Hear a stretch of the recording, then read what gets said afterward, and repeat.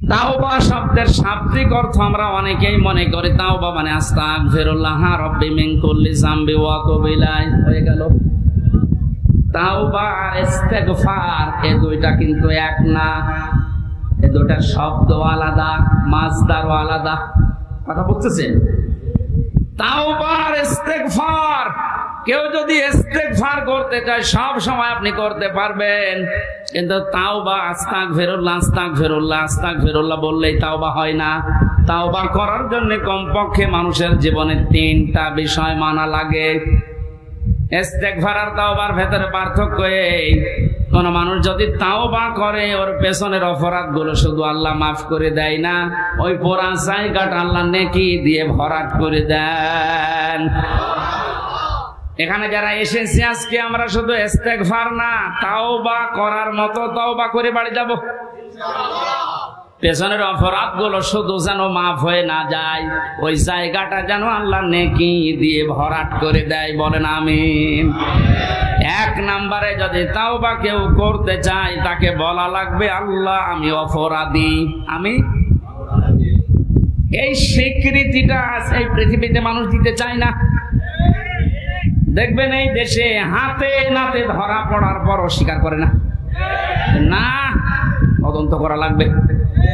তদন্ত 7 দিন সময় দিয়েছে যাদেরকে, ওদেরকে মাল মশলা মেরে ওর মুখ বন্ধ করে দেয়।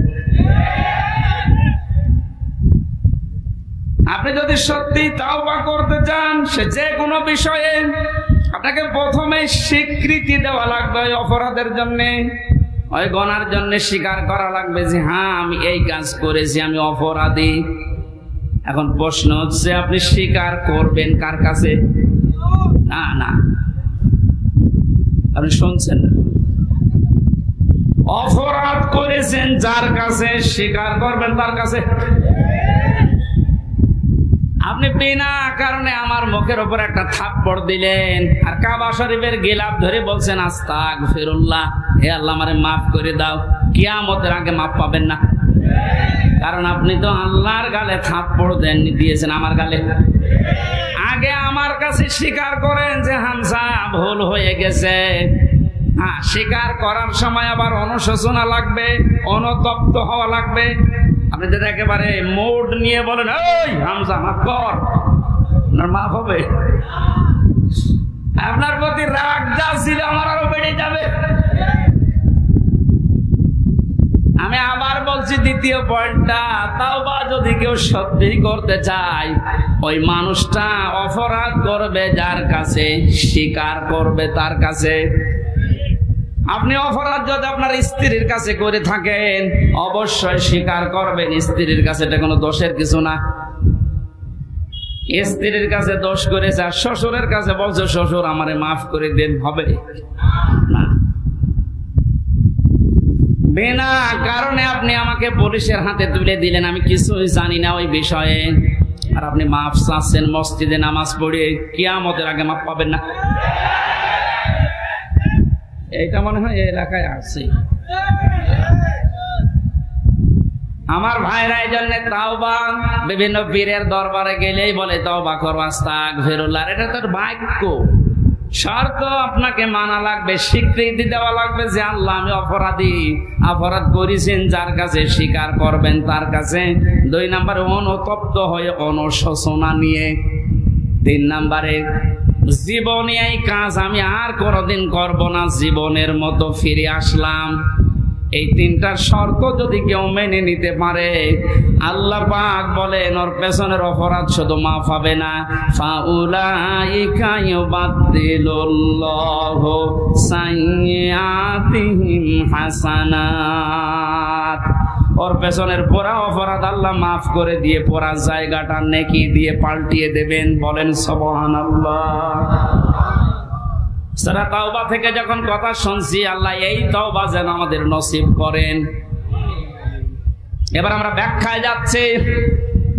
আল্লাহ পাক ঈমানদারকে ডাক দিয়ে তাকে ভয় করার জন্য আহ্বান জানিয়েছেন, আদেশ দিচ্ছেন। এখন ভয় কি? জন্মের পর থেকে শব্দটা আমিও শুনছি যে আল্লাহকে ভয় করো, আল্লাহকে ভয় করো। কি এটা কি? তাকওয়ার যে ব্যাখ্যাগুলো আমরা বলি, আধুনিক ব্যাখ্যা হচ্ছে যে যেই বিষয়ে কাজে আছে ওই বিষয়ের জ্ঞান অর্জন করে প্রশিক্ষণ নিয়ে ওই কাজ আঞ্জাম দেওয়ার নাম হচ্ছে তাকওয়া। আমি আবার বলছি, যে যেই কর্মজীবনে আছেন, যে যে জায়গাটা দখল করে আছেন, ওই বিষয়ের উপরে জ্ঞান অর্জন করে দক্ষতা প্রশিক্ষণ নিয়ে ওই কাজে আঞ্জাম দেওয়ার নাম হচ্ছে তাকওয়া। না হয়নি। আমি আবার বলছি, তাকওয়া মানেই শুধু আমার মতো জব্বা গায়ে দিয়ে বড় পাগড়ি গলায় নিয়ে হাতে তসবিহ নিয়ে শুধু সুবহানাল্লাহ সুবহানাল্লাহ বলা না। তাকওয়া মানে যে যেখানে আছেন ওই জায়গার জ্ঞান অর্জন করে দক্ষতা প্রশিক্ষণ নিয়ে দক্ষতা অর্জন করে ওই কাজ আঞ্জাম দেওয়ার নাম তাকওয়া। এটা যদি আজ বাংলাদেশে থাকতো আমরা অনেক উপরে চলে যেতাম। অধিকাংশ মানুষকে এমন দায়িত্ব পালন করতে দেখা যায় ও বিষয়ে কোনোদিনের পড়াশোনা নেই, দক্ষতা নেই, প্রশিক্ষণ নেই, আন্দাজে ওই কাজে হাত দিয়ে ওটার 12টা বাজায় আরো বেশি। নিচে নামা লাগবে? ঠিক আছে। তাকওয়ার দ্বিতীয় ব্যাখ্যা হচ্ছে আল্লাহর নিষিদ্ধ কাজগুলো জানার পরে শুধু ছেড়ে দেওয়া না, ঘৃণা করে ছেড়ে দেওয়ার নাম তাকওয়া। কথা বুঝতেছেন? আল্লাহ আমাদেরকে তাকওয়া অর্জন করার মাধ্যমে 9টা উপকার করতে চেয়েছেন। দুনিয়াতে কেউ যদি তাকওয়াবান হতে পারে, তাকওয়া মানে কি শুধু জুব্বা গায়ে দেওয়া, শুধু জিকির করা? যেখানে যেই কাজে আপনি হাত দিয়েছেন, হ্যাঁ আপনি লেবার, কোনো অসুবিধা নেই, আপনি গাড়ি সারেন মনে করেন, গাড়ির মিস্ত্রি, ওই বিষয়ের উপরে লেখাপড়া করে ওই বিষয়ে প্রশিক্ষণ নিয়ে দক্ষতা অর্জন করে ওই কাজকে সুচারুরূপে আঞ্জাম দেওয়ার নাম কি? আরো জোরে বলেন। আর চাইনার দিকে তাকান, দিন দিন উন্নতি এমনি করছে, এইটা থাকার কারণ। ওরা যে যে বিষয়ের উপরে দক্ষতা অর্জন করে লেখাপড়া, আমি জেলে যখন ছিলাম 3টা বছর, কয়েকজন চাইনিজ আমার সাথে ছিল। ওরা কি টাকা পয়সার ঝামেলার কারণে ধরা পড়েছিল আর দিয়েছে আমার পাশের রুমে। ভাষা তো বুঝতাম না, কিন্তু কর্মদক্ষতা, ওদের যে কাজ কারবার ভেতরে এত বুদ্ধি, জীবনে কোনোদিন কল্পনাও আসে নাই যে এই পানির বোতল দিয়ে এই কাজ করা যায়। ও ছাতা ওইটা করে দেখাচ্ছে। তো এই বিষয়ের উপরে তো লেখাপড়া আছে, কর্মদক্ষতা আছে এবং প্রশিক্ষণ নিয়েছে, এই জন্য দিন দিন ওরা উপরে উঠতেছে। আজ আমরা ওদের মতো যদি তাকওয়াটা বুঝতাম আর বাস্তবে কাজে লাগাতাম, আমার মনে হয় যে ষড়যন্ত্র কয়েকদিন আগে প্রধানমন্ত্রী শেখ হাসিনা যে আশঙ্কা করেছে বাংলাদেশ নিয়ে, পার্বত্য চট্টগ্রামের কয়েকটা জেলা, মায়ানমারের কিছু অংশ আর ইন্ডিয়ার কিছু অংশ নিয়ে সাদা চামড়ার যারা আছে তারা কিন্তু গোপন আন্দোলন চালাচ্ছে। এটা একটা স্বাধীন খ্রিস্টান রাষ্ট্র ঘোষণা দেবে। প্রধানমন্ত্রী 14 দলের সাথে গোপন বৈঠক করে যে কয়েকটা কথা শেষের দিকে জানিয়েছে, তার ভেতরে এটা একটা। ওনার আশঙ্কা যদি সত্যি হয়, আপনি চর্মচোখে দেখবেন এদের ভাগ হয়ে সুদানের মতো, দক্ষিণ সুদান, পূর্ব তৈমুরের মতো খ্রিস্টান একটা স্বাধীন রাষ্ট্র এই এলাকায় চলছে। দেখো, ভালো সংবাদ নাকি? আমাদের কর্মদক্ষতা, তাকওয়ার এই ব্যাখ্যা যেটা আধুনিক ভাবে করা দরকার, এটা আমাদের করা দরকার। আল্লাহ আমাদেরকে ওই পর্যায়ে যাওয়ার তৌফিক দেন, বলেন আমিন। যে যে বিষয়ে আপনার ছেলেটা, আপনার মেয়েটা যে বিষয়ে অভিজ্ঞতা ছোটকাল থেকে দেখবেন, যেদিকে মন আছে ওই বিষয়ে আপনি তাকে তুলে দিন। সবাইকে আলেম হওয়া লাগবে, সবাইকে ইঞ্জিনিয়ার হওয়া লাগবে না। যে যে বিষয়ের দিকে যেতে চায়, ধাবিত হতে চায়, ভালোবাসে, ওই বিষয়ে যেন জ্ঞান অর্জন করার জন্য রাস্তা পায়, তাকে ব্যবস্থা করে দেন। ও কর্মদক্ষতা অর্জন করে ও প্রশিক্ষণ নিয়ে ওই কাজকে সুচারুরূপে আঞ্জাম দিতে থাকলে দুনিয়া এবং আখেরাত দুইটাই আমাদের জন্য সফল হবে ইনশাআল্লাহ। আমি যে 9টা উপকারের কথা বলতে চাচ্ছিলাম, যেহেতু আর 10 যা কারেন্ট চলে গেল, আমি তো মনে করছিলাম এখনো 10 মিনিট থাকবে। জেনারেটর আছে? এই থামেন, এই থামেন, এই জেনারেটর আছে, মনে করে আগে আরেকবার একটু সাপোর্ট দিবেন, বারবার ঝামেলা করে। বলছে কিন্তু একবার এতক্ষণ সময় নিলেন আবার। সুবহানাল্লাহ আলহামদুলিল্লাহ লা ইলাহা ইল্লাল্লাহ সুবহানাল্লাহ আলহামদুলিল্লাহ লা ইলাহা ইল্লাল্লাহ লা ইলাহা ইল্লাল্লাহ মুহাম্মাদুর রাসূলুল্লাহ। আল্লাহুম্মা সাল্লি আলা সাইয়্যিদিনা মাওলানা মুহাম্মাদ।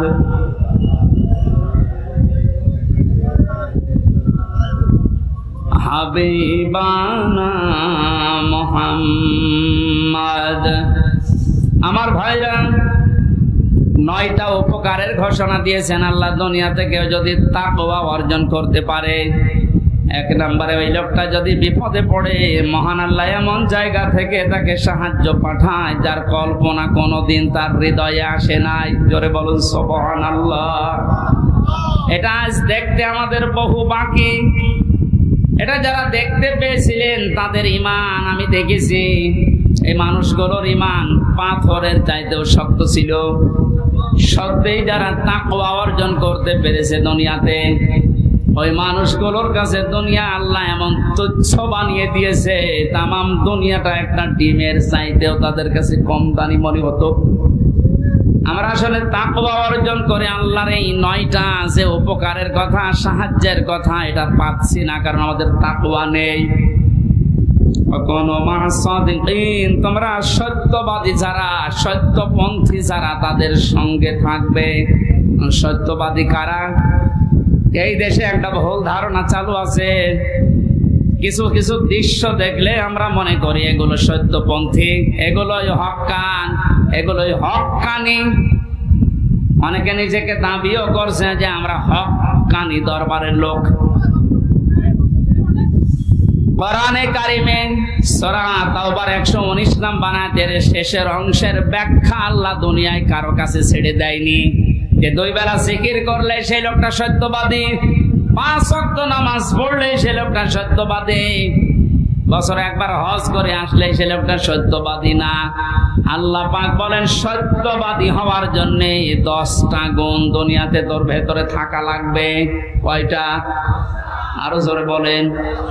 বগুড়াবাসী, আপনি এখন থেকে আমি সহ প্রত্যেকেই মিলাবো আল্লাহর বর্ণনা অনুযায়ী 10টা গুণ আমার ভেতরে আছে কিনা। আল্লাহ ব্যাখ্যা দিচ্ছেন সূরা বাকারার 177 নম্বর আয়াতে, লাইসাল বিররা আন তুওয়াল্লু বুজুহাকুম কিবালাল মাশরিকি ওয়াল মাগরিবি ওয়ালাকিন্নাল বিররা মান আমানা বিল্লাহ।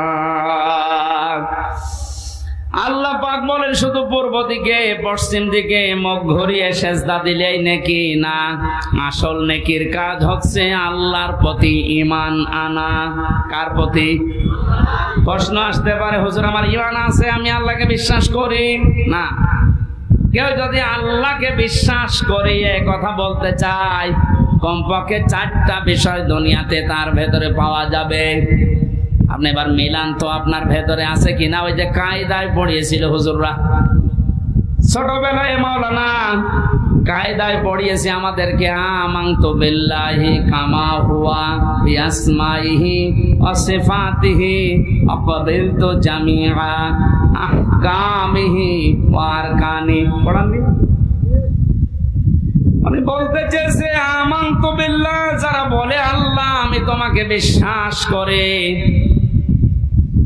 প্রথমে আপনাকে স্বীকার করাচ্ছেন কামা হুয়া, আমি এমন আল্লাহকে বিশ্বাস করি যার অস্তিত্ব আছে। কি আছে? পৃথিবীর অন্যান্য ধর্মের লোকদের সাথে আমাদের মিল নেই, এই কারণে আমরা এমন আল্লাহকে বিশ্বাস করি যার অস্তিত্ব আছে, যার নাম আছে বিআসমাইহি, শুধু নাম না, তার নামের গুণাগুণ আছে, কার্যকারিতা আছে। আল্লাহর নাম আমরা অনেকেই জানি 99টা, আল্লাহর নাম 5000-এর উপরে। প্রতিটি নাম আল্লাহ নিয়েছেন, ওই নামগুলোকে গুণাগুণ দিয়ে কার্যকারিতা হিসাবে আমাদের দেখিয়েছেন। আল্লাহ রব নাম নিয়েছেন, এই কারণে নেই থেকে পূর্ণতায় আমাদেরকে পৌঁছিয়ে দিয়েছেন এই রব নামের কারণে। কথা বলেন না কেন? মায়ের বীর গভীরে যখন বাবার এই বীর্যটা দ্রুত গতিতে যে আশ্রয় নেয়, আল্লাহ রাব্বুল আলামিন বলেন এই যে নেই থেকে আস্তে আস্তে হামজা পর্যন্ত বানালাম। এই যে নেই থেকে পূর্ণতায় যিনি প্রতিটি জিনিসকে পৌঁছিয়ে দেন, আরবিতে তার নাম বলা হয় রব। এই নামটা আল্লাহ নিয়েছেন, এই কারণে হামজা এখানে বসে আছে।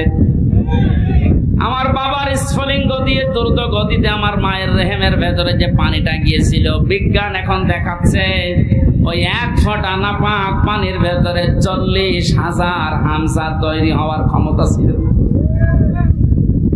হয়তো 40,000 ওই পর্যন্ত তৈরি হয়ে দুনিয়ায় আসতে পারত, কিন্তু কেউ পর্যন্ত যেতে পারেনি।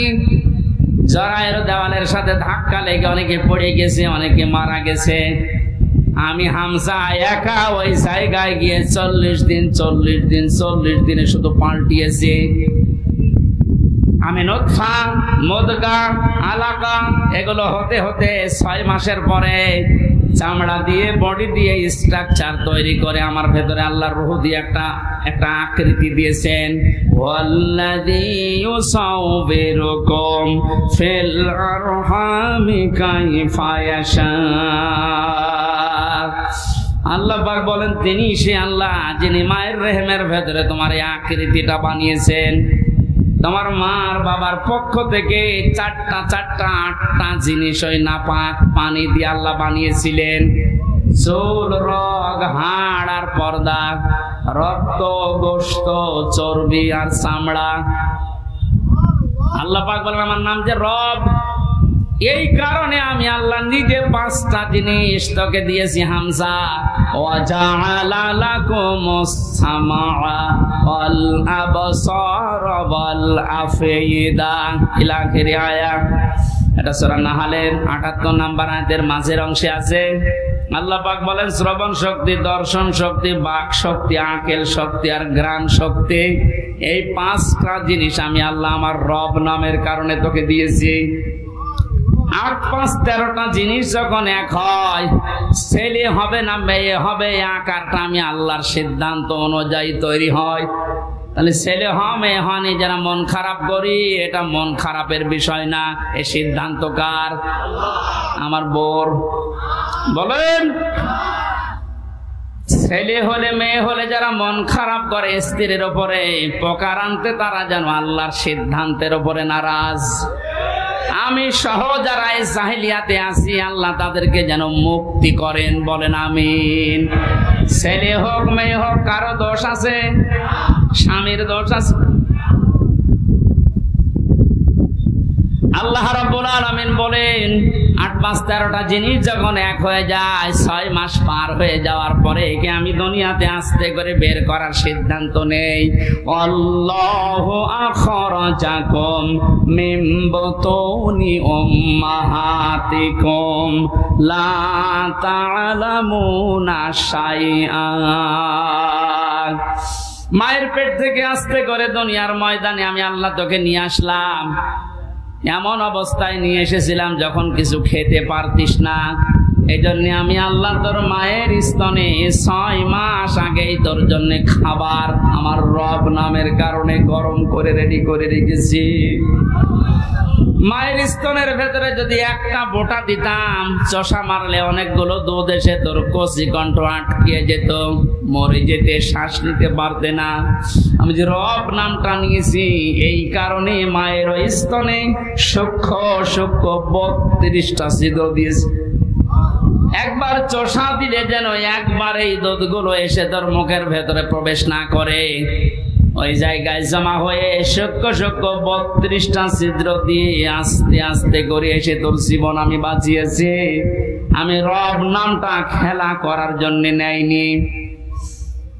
মুখটা নাপাক করি না মায়ের পেটের ভেতরে। নাভির ভেতর দিয়ে খাবার পাস করে দিয়ে তোর মুখটা পবিত্র রেখেছিলাম, অথচ দুনিয়ায় আসার পরে আমি তোর দিকে তাকিয়ে দেখি এই মুখের ভেতরে কত হারাম অপবিত্র নাপাক জিনিস দিয়ে ভর্তি করিস। কথা বলেন ঠিক কিনা? আপনি কি মনে করেন শুধুমাত্র কুকুরের পায়খানা, মানুষের পায়খানা, শুকুরের গোশত খাওয়ায় হারাম? ভাইয়ের জমি যারা, বোনের জমি যারা জাল দলিল করে ফাঁকি দিয়ে লিখে নেয়, ওইটাও কুকুরের মাংসের মতোই হারাম।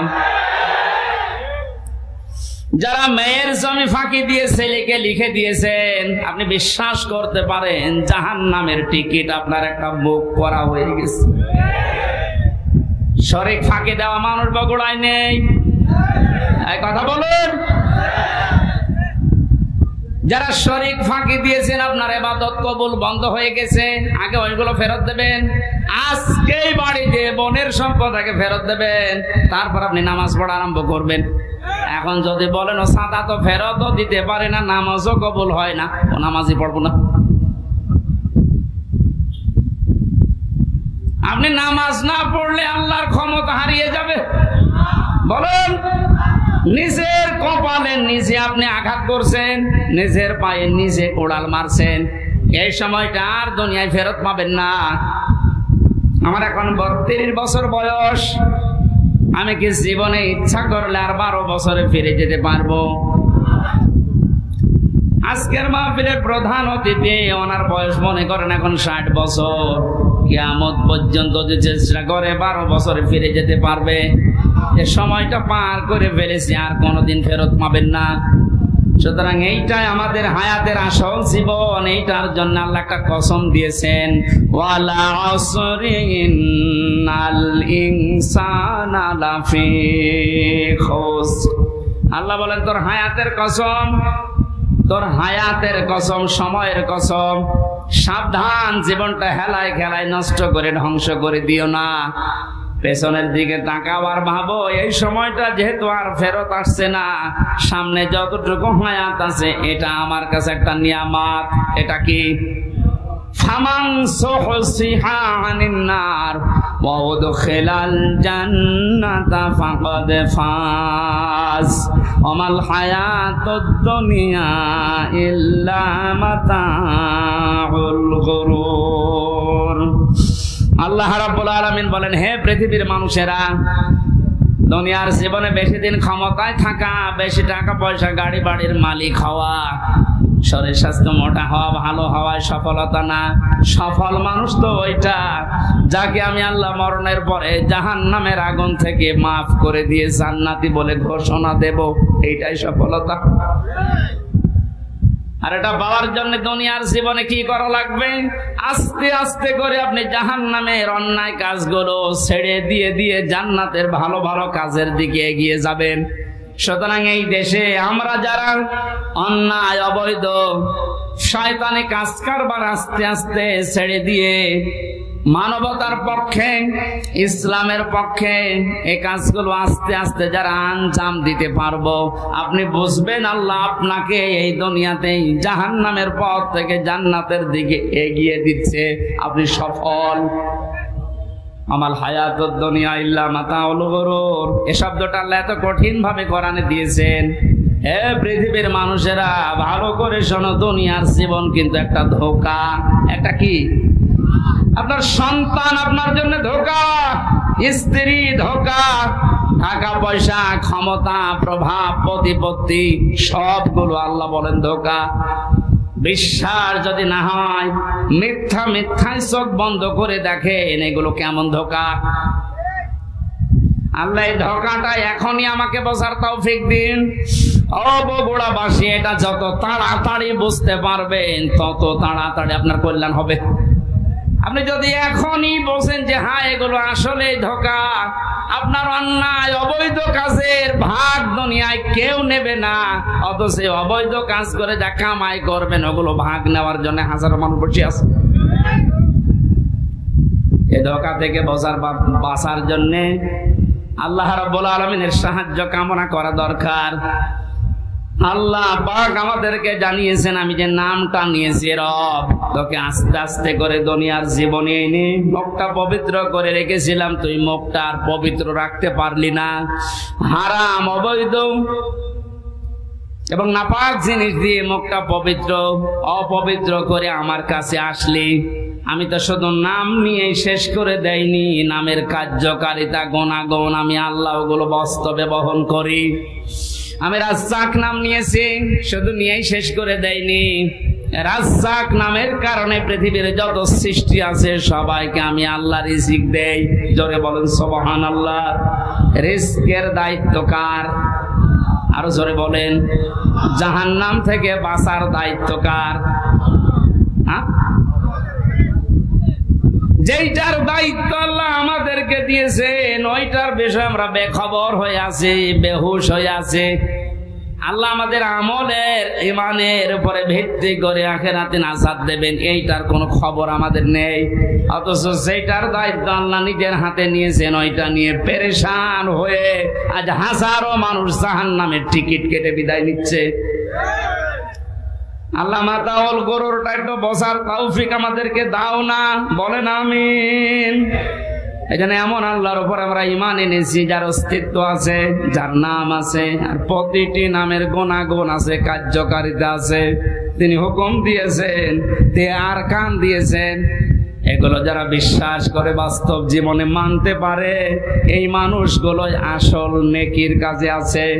ওয়াবিয়াউমিল আখিরে, কিয়ামতের ময়দানের বিশ্বাস দৃঢ় থাকা লাগবে। কিসের বিশ্বাস? জন্মের পর থেকে আমার মনে হয় আমরা এই শব্দের সাথে পরিচিত যে কিয়ামত হবে, কিয়ামতে জবাব দেওয়া লাগবে। এটা যে নেকির কাজ, এটা যারা বিশ্বাস করেছিল তাদের জীবনের দিকে আপনি তাকান। আল্লাহ ঘটনাগুলো এমনি খেলা করার জন্য শুনিয়েছেন তা না। খলিফাতুল মুসলিমিন হযরত ওমর, এই যে হিসাব, এটা বিচার, এটা যে কি জিনিস আমরা এখনো অনেকে টের পাই না। উনি বিশ্বাস করেছিলেন যে বিচার হবে, হিসাব দেওয়া লাগবে। সন্তানটা ভর্তি করে দিলেন মাদ্রাসায়। হযরতে আব্দুল্লাহ, ওই একই জায়গায় হুসাইন হযরতে আলীর সন্তান লেখাপড়া করত। হযরতে হুসাইন রাদিয়াল্লাহু তাআলা আনহু বারবার কলম ফেলে দিচ্ছিলেন। আব্দুল্লাহকে বলেন তুলে দাও। একবার, দুইবার, তিনবার তুলে দেওয়ার পর উনি বললেন, হুসাইন বারবার কলম ফেলে দাও, আমারে তুলতে বলো, আমি কি তোমার গোলাম, চাকর, খাদেম নাকি? হযরত হুসাইন মুখ ফসকে বলে ফেলেছেন, আব্দুল্লাহ তুমি শুধু চাকর না, তুমি খাদেম না, তুমি খাদেমের বাচ্চা, খাদেম। অথচ উনি ওই সময় প্রেসিডেন্টের ছেলে। বাড়িতে গিয়ে বলছে, আব্বা আমি আর মাদ্রাসায় যাব না, হুসাইন আমাকে গালি দিয়েছে, আমি নাকি খাদেমের বাচ্চা। খাদেম? তুমিও নাকি খাদেম? তুমি যদি বিচার না করো এ মাদ্রাসায় পড়াই বন্ধ করে দেব। খলিফাতুল মুসলিমিন হযরত ওমর বললেন, সন্তান এখন না, বিচার জমার দিন নামাজের সময় করব। খুতবা দিচ্ছিলেন, ডাক দিয়ে বললেন, হোসাইন এখানে আসো। বলে হ্যাঁ। সামনে আসো। তুমি আমার সন্তানটাকে গালি দিয়েছো? বলে হ্যাঁ দিয়েছি। কেন দিলে? ইমাম হোসাইন ডাক দিলেন, খলিফা বুকে হাত দিয়ে বলেন তো, আপনি কি আমার নানার খাদেম ছিলেন না? আমি তো দেখেছি আপনি আমার নানার খেদমত করছেন। খাদেমের ছেলেকে খাদেমের বাচ্চা বলেছি, অসুবিধা কি? হযরত ওমর কেটে ফেললেন। ডাক দিয়ে বলে, হোসাইন আমি তো এভাবে কোনোদিন ভাবি নাই, তুমি শব্দটা লিখে দিতে পারবে? কাগজ কলম নিয়ে আসেন। খেজুরের পাতা নিয়ে এসেছে, লিখে দিলেন, হোসাইন আমি নিজে আলীর সন্তান হয়ে বলছি, ওমর আমার নানার খাদেম ছিল, আমি দেখেছি। সই করে দিলাম। হযরতে ওমর রাদিয়াল্লাহু তাআলা আনহু কাগজটা হাতে নিয়ে জমা খেলেন। সাহাবীদেরকে বললেন, নবীর সাহাবীরা বিচার হয়ে গেছে। হযরত আব্দুল্লাহ তো ছোট মানুষ, বলে আব্বা তুমি তো বিচার শুরুই করলে না, কি করে হয়ে গেল? হযরত ওমর বলে, সন্তান যে বিচার করেছে দুনিয়া না, মরণের পরও কাছে লাগবে। আমি যখন মারা যাবো এই কাগজটা আমার কাফনের ভেতরে দিয়ে দিও। কিয়ামতের ওই কঠিন ময়দানে মহান আল্লাহ যখন আমার জীবনের হিসাব আরম্ভ করবে, কিছুই যদি কবুল না হয় এই কাগজটা আল্লাহকে দেখাতে পারবো? রব্বুল আলামিন তোমার নবীর নাতি লিখে দিয়েছে আমি নাকি নবীর খাদেম ছিলাম, এ বছর আমার আজকে মাফ করে দাও। তাছাড়া জবাব দেওয়ার মতো কোনো কাজ, কোনো আমল আমার হাতে নেই, অথচ তাদের জীবনের যে নেকির কাজের বর্ণনা হাদিসে পাওয়া যায়। নবীজি বলেন আকাশের তারকাকেও যদি গণনা করে একদিন শেষ করে ফেলতে পারবে, কিন্তু অমর মুসলমান হওয়ার পরে যে নেকির কাজ করেছিল কোনদিন কেউ গণনা করে শেষ করতে পারবে না। এই মানুষটা যদি কিয়ামতে জবাব দেওয়া লাগবে, এই টেন্ডেন্সিতে এত ভয়ে থাকে, এত টেনশনে থাকে, আমাদের অবস্থান কোথায়? নেকির কাজ শুধু পশ্চিম দিকে মুখ করে নামাজ পড়লে হয় না, আল্লাহর প্রতি ঈমান আনা, কিয়ামতে জবাব দেওয়া লাগবে আল্লাহর সামনে দাঁড়িয়ে, এই বিশ্বাস দৃঢ় করা, এটা নেকির কাজের মূল। এটা যতদিন পর্যন্ত আমাদের দেশের 1628 জন মানুষের ভেতরে বদ্ধবল না হবে, এই দেশটা ততদিন দুর্নীতি মুক্ত হবে না। মালায়েকাতে ফেরেশতাদের বিশ্বাস করা, অল কিতাবে কিতাবে বিশ্বাস করা, অন্নাবিয়িন নবীদেরকে বিশ্বাস করা, ওয়াতাল মালা আলা হুব্বিহি যাবিল কুরবা, আল্লাহর মহব্বতে নিজের সম্পদ চাহিদা থাকার পরও যারা নিকট আত্মীয় স্বজনের জন্য ব্যয় করে। ও বাংলার জনগণ, এই গুণটা আজ বাংলাদেশে কার ভেতরে আছে আপনি তাকান। নিজের প্রয়োজন থাকার পরেও নিজের সম্পদ যারা নিজের নিকট আত্মীয়, এতিম, মিসকিন, অসহায়, বন্যাগ্রস্ত মানুষদের পাশে যারা দাঁড়ায়, এই মানুষগুলো আল্লাহর ভাষায় সত্যবাদী, এরাই মুত্তাকি। মুত্তাকি সত্যবাদী খোঁজার জন্য আমেরিকায় যাওয়া, সৌদি আরবে যাওয়া দরকার নেই। এই 10টা গুণ যে বলছি একটা একটা করে আপনি মিলান। দুনিয়ায় যারা নামাজ কায়েম করার জন্য চেষ্টা চালায়, সম্পদ থাকলে যারা যাকাত দিয়ে দেয়, যারা ধৈর্য ধারণ করে বিপদে আপদে মুসিবতে, দুনিয়ায় কোনো বিষয়ে যদি একবার ওয়াদা দিয়ে ফেলে, জীবন চলে গেলেও তারা ওয়াদা রক্ষা করে। উলাইকাল্লাযীনা সাদাকু ওয়া উলাইকা হুমুল মুত্তাকুন। কোরআনে কারিমের সূরা বাকারার 177 নম্বর আয়াতের শেষে আল্লাহ জানিয়েছেন এরাই ঈমানের দাবিতে সত্যবাদী, আর এরাই হচ্ছে আমি আল্লাহর নিকটে মুত্তাকি। জোরে বলেন সুবহানাল্লাহ। আল্লাহ কোরআনের এই আয়াতগুলো আমাদের জীবনে সেট করার তৌফিক দিন, বলেন আমিন। মাহফিলটা মাদ্রাসার উদ্যোগে, ওনাদের টাকা পয়সা কালেকশন হয়নি, যারা টাকা পয়সা এনেছিলেন দিতে পারেননি, এটা দয়া করে দিয়ে যান। ওনারা ঋণী হয়ে গেলে মাহফিল আর হবে না। এখানে ভলেন্টিয়ারদের উনি ডাকতেছেন, যদি ভলেন্টিয়ার থাকে, আমার আসলে গলায় তো পারছে না, ওই ভাইকে দায়িত্ব দিলাম, একটু বলেন তো ভাই। সম্মানিত হাজিরিন, আপনারা জানেন প্রায় বহুল এক মাহফিল হচ্ছে আমাদের আমির হামজা ভাই, অত্যন্ত গুরুত্বপূর্ণ আলোচনা। আপনাকে বসেন, এর মনোযোগ হবে ভাই। আমাদের ভলেন্টিয়ার ভাইরা কাপড় নিয়ে যাচ্ছে, আপনারা বলছেন যাওয়ার সময় 10 টাকা করে দিয়ে দেবেন ইনশাআল্লাহ। যদি না দেন আগামীকাল সমস্যা হয়ে যাবে। এই জন্য অনুরোধ করতে উঠবেন না, মোনাজাতের আগে ভাই দোয়া করে দেবেন। আপনি দিয়ে যা পারেন ইনশাআল্লাহ দিয়ে যাবেন। আর ভাইয়ের হাতে অনেকে দিতে চেয়েছেন, দেন ইনশাআল্লাহ ভাই দোয়া করে দেবেন। মানুষ আপনাদের জন্য দোয়া করবে। সম্মানিত ভাইরা, এখানে যারা বিশেষ অতিথির দায়িত্বে আছেন অনেকের নাম আমি দেখতে পাচ্ছি। আপনারা কি টাকা পয়সা দেননি নাকি? খালি নামটা দিয়ে বসে আছেন। আমার তো মনে হয় সব মিলে এখানে প্রায় 100 জনের নাম হবে। এই মানুষগুলো তো কিছু দিলে মাহফিল হয়ে আরো। আর আমাদের প্রধান অতিথি আপনারা 2000 টাকা। ইউনিয়ন আওয়ামী লীগের সভাপতি 5000 ইউনিয়ন আওয়ামী লীগের সভাপতি মোজাম ভাই না, মোজাম্মেল হক মোজাম ভাই 5000 টাকা। মারহাবা, আল্লাহ যেন কবুল করেন, আমিন। আরো যে মানুষগুলোর নাম দিয়েছেন, যারা দিয়েছেন কম বেশি, তাদেরকে ধন্যবাদ জানাচ্ছি। যারা দিতে পারেন না, আগামীতে মাদ্রাসা যেহেতু এতিমখানা, একটা আপনার এতিমের মাথায় হাত দেওয়া আর নবীসির মাথায় হাত দেওয়ার শামিল। আল্লাহ যেন আপনাদেরকে পাশে থাকার তৌফিক দেন। যারা মনাযাত্রা করে যান, আমি মুসাফির মানুষ, মনাযাত্রা করে যান। আল্লাহুম্মা আমিন। লা ইলাহা ইল্লা আনতা সুবহানাকা ইন্নী কুনতু মিনাজ জালিমিন।